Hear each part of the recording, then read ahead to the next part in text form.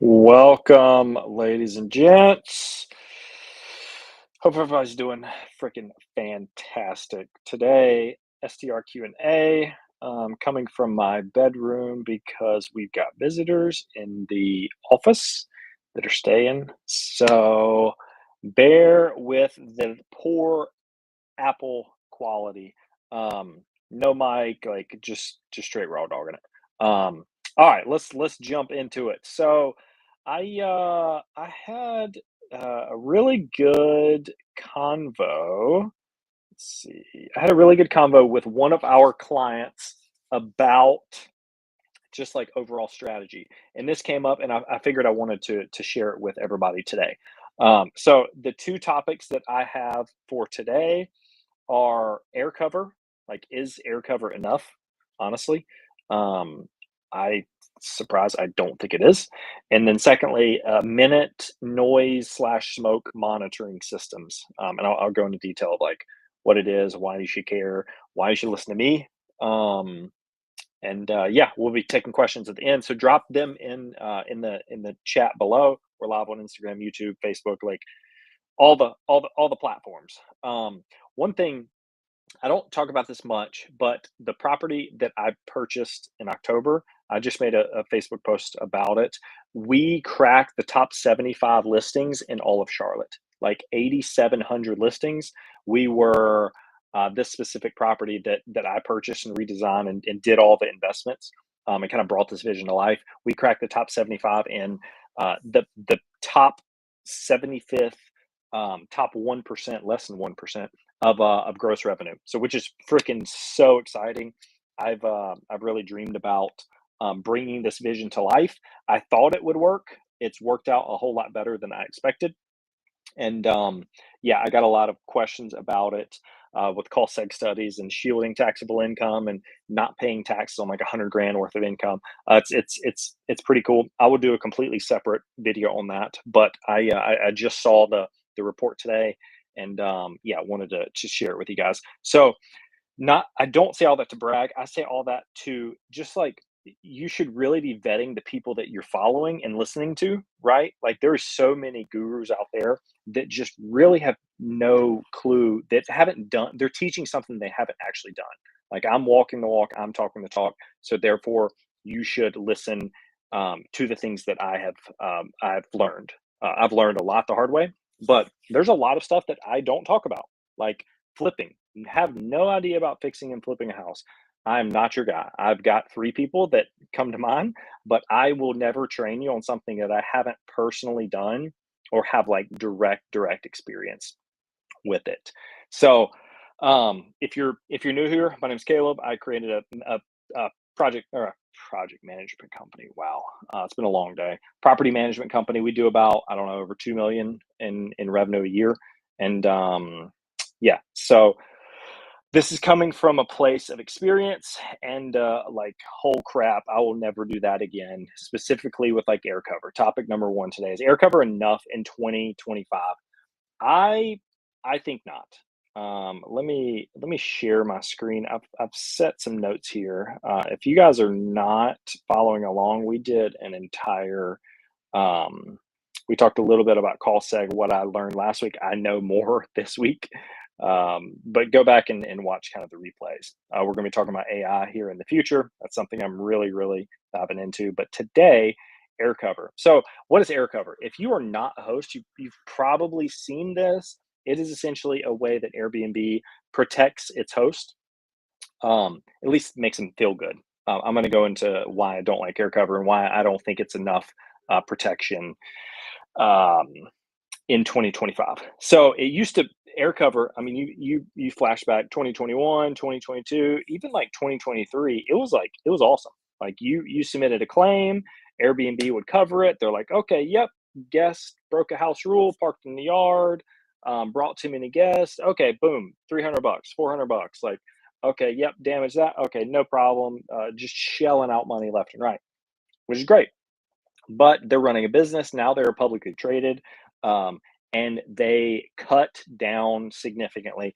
I mean, honestly, they're an insurance company, right? They are trying to not pay they're trying to get out of paying you the host back for what their guest damage. So it's guest accidental damage. It's not really insurance because there's like it's included in every reservations. There's no additional fee. Like you're not paying anything else. So it's not like a third party cost. It's not an additional cost. It is ran through a third party, but that's beside the point. So I think the biggest gap is I'll kind of share what we use and how we kind of tag team Aircover and what our third party, um, our third party. So the biggest gap with Aircover is they don't cover house rules violations. So like think, extra guest, parking in the yard. Like, I mean, it could be 1,000 different house rules. But we had extra guests is top of mind because we had something over the weekend where a guest put, I don't know, 9 guests on the reservation. Turns out they brought 13 and a dog. So we are going to this is not guest accidental damage, right? But Aircover does cover house rules violations.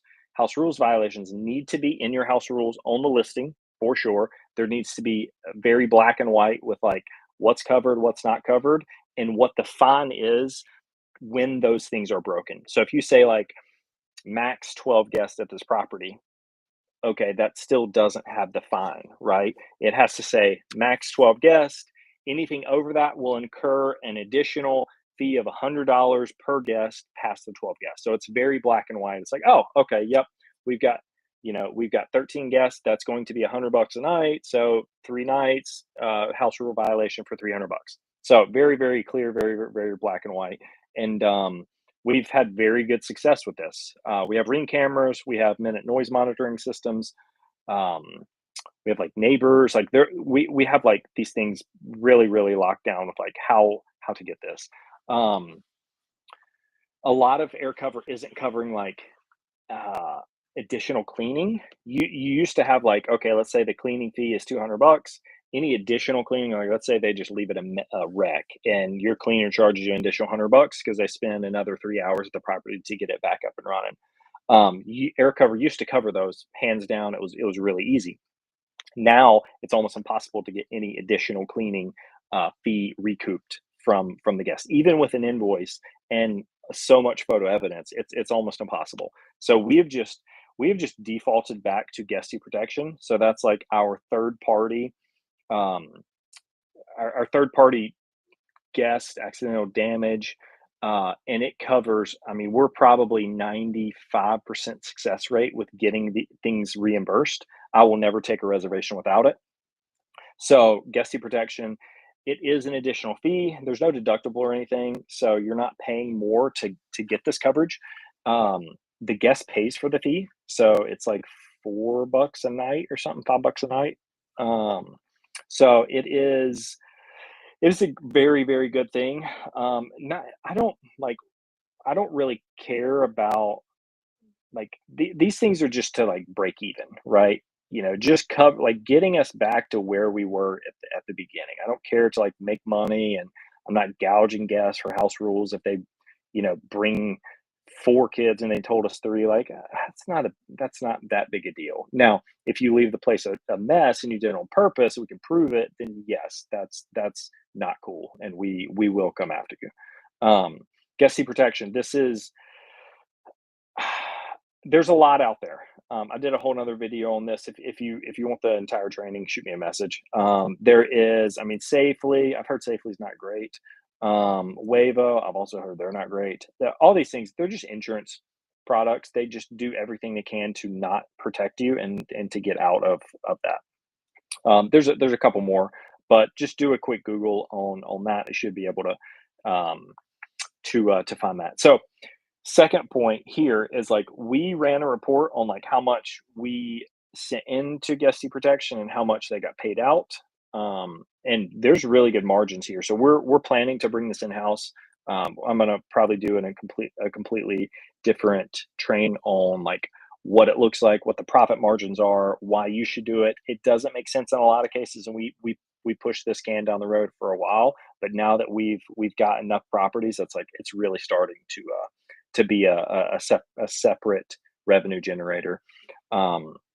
And then we're also able to cover things that like house rules. Like we probably will cover those versus going to Aircover um, with just bringing it in house. Like we dictate the rules there. So um, completely different side topic. Has anybody ever brought like this third party thing in house and just done it internally versus like outsourcing it?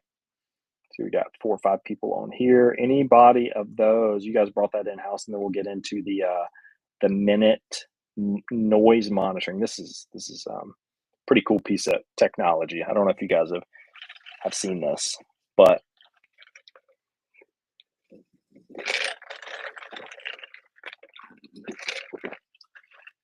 so this was the conversation I had with the new client. We just onboarded. It's a duplex. It's going to do really well. But we had this specific one. We have noise minute monitors, I don't know, 3 other properties in our portfolio, but it's really important for. Let me kind of zoom out for people that don't know what it is. Minute is just it's a piece of software. Let's just say it, like a router, right? You plug it in, you put it, in the house or outside of the house, and then it detects if people are like being loud and obnoxious, and then you can set up some really cool automations to like send the guest a text message. Hey, I heard you guys were, I, whatever, being loud. Can you please keep it down? And you can automate a lot of that. So what we do specifically, we will once it's like above a certain meter for a lengthy amount of time, like 5 minutes, then we will send a message, and then we'll also send a Slack message internally to say like, hey, just FYI, want to put this on your radar. This house hit the early party warning, early loud music warning, and it tags the specific people. So that way we can reach out as well, and we can potentially like call them. Um, Worst case scenario, like we can use this as evidence. That's a really good point. That we haven't had to use this in a long time. Hopefully, knock on wood, we don't have to use it for another long time. But the pros, honestly, I mean, the real cons are like setup. It's a monthly subscription. I think it's 10 or 15 bucks per device or something like that. But if you get, they've got some crazy stats on like how much is saved. Let me see if yeah, this is what it looks like. That's a little bit. There was some cool stats I was reading. Yeah, so you can say like it's been noisy for 10 minutes. You can set these kind of terms. It allows you to just get ahead of all of this. There is smoking detection as well. This is something new that they just added. I don't know, maybe six to 12 months ago. So it used to just be like, hey, as people have playing loud music. For my specific scenario, the duplex, like we're gonna have one on each side. We're getting it set up now, where this side we're gonna be like, okay, this is duplex B. If that's send a message. And same thing with duplex A. Like so we can split it off that way. So that way they're not really messing with each other. Smoke detection. This is more of like house rules violation. If people smoke, like it's very hard to prove it unless you can find evidence, or you can see or get an invoice. Like this has worked very well for us to just be like, hey, look, this smoking detected. Like we have proof. We don't need evidence. This is our proof now. So this has been really really helpful for us from the smoking detection side. This, I think this, so there's a crowd detection as well, which kind of piggybacks off the noise detection. The crowd detection is more of like, I think it plugs into your Wi-Fi. So if like you can it pulls the info, set the occupants. So let's say this property can host 10 guests, right? But if they see 40 devices connected to the IP address, they're like, oh, hang on, like this, something doesn't add up here. Even if one person has a phone and a watch, like, and a computer, that's still, it's still is, trending toward a crowd. So, which is, I mean, half the battle is just getting ahead of this stuff. There's like indoor climate, maintain healthy community. Yeah, humidity tracking. That's a big one. So if you have like a water leak, this is something the insurance companies ask a lot. Is like, what's the what's the vacancy, what's the occupancy, how long, will there be people not in the property. So this could potentially bring down your insurance premiums as well.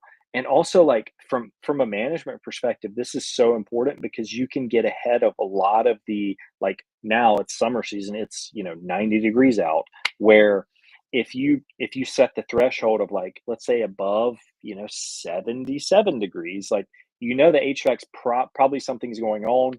Even if somebody's not there, you can jump in here and set up an automation to say, like, okay, at 123 Main Street, it's 77 degrees. We had a guest check out 3 days ago. The cleaners were in there 3 days ago. Like, we need to go in and potentially, like, see what's going on. If you have, like, the remote thermostats, obviously you can log in and just check everything remote. Just make sure it's not set to 77.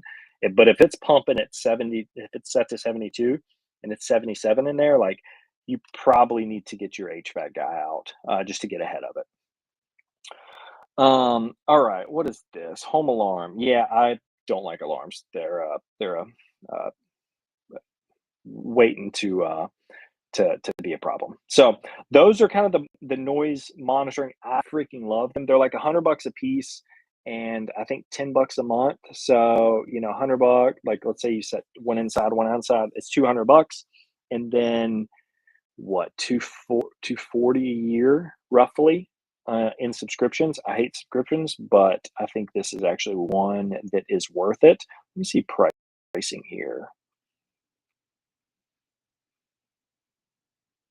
So standard.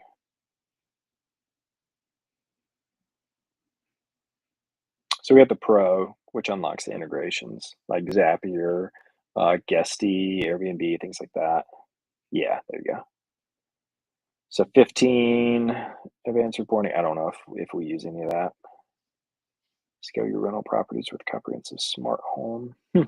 Never looked into this one. Okay, so that's interesting. It integrates with the thermostats and the locks.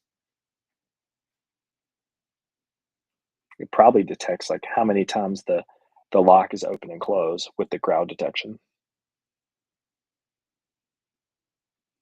So we got noise, smoke. I mean, noise and smoking. That's really all you need. If you've got a small portfolio, you probably don't need the integrations. You're just probably manually getting alerts there, and you can self manage those. I like the automations because we can't do everything without technology. Guest communication. This is, you can automatically, like, send text messages, calls, like multiple. I think we have like 3 notifications if the sound doesn't stop. Um, oh, tamper detection. This is actually a really cool one as well. I don't know if you guys can see this, but it's yeah. So PMS is only on the other two. Yeah, Zap as well, and then that one's that. Okay, sweet. Um, Yeah, so hopefully the minute, I would honestly, I think it's a really freaking cool software. I think it's 100% worth it if you've got, especially if you're in, like, a super dense area. Like, we've got one in Charlotte where the houses are right on up on each other, and then one of the neighbors was, like, acting crazy, and we were like, okay, yeah, we'll get a noise monitoring, and if the neighbor has any questions, like, shoot our company line a text message. They'll be kind of our eyes and ears on the ground. But so first one is Aircover, Minute Noise Monitor. Any questions on any of those two, or specific, like, hosting questions from anyone that's still watching? If not, we'll jump off. Also, Friday, I'm not going to be doing the office hours Friday at 1 o'clock because I will be on the lake. So wish me luck taking Luca to the lake. Make him a water dog. All right. Appreciate everybody for watching. If you're watching on the replay, like the YouTube channel.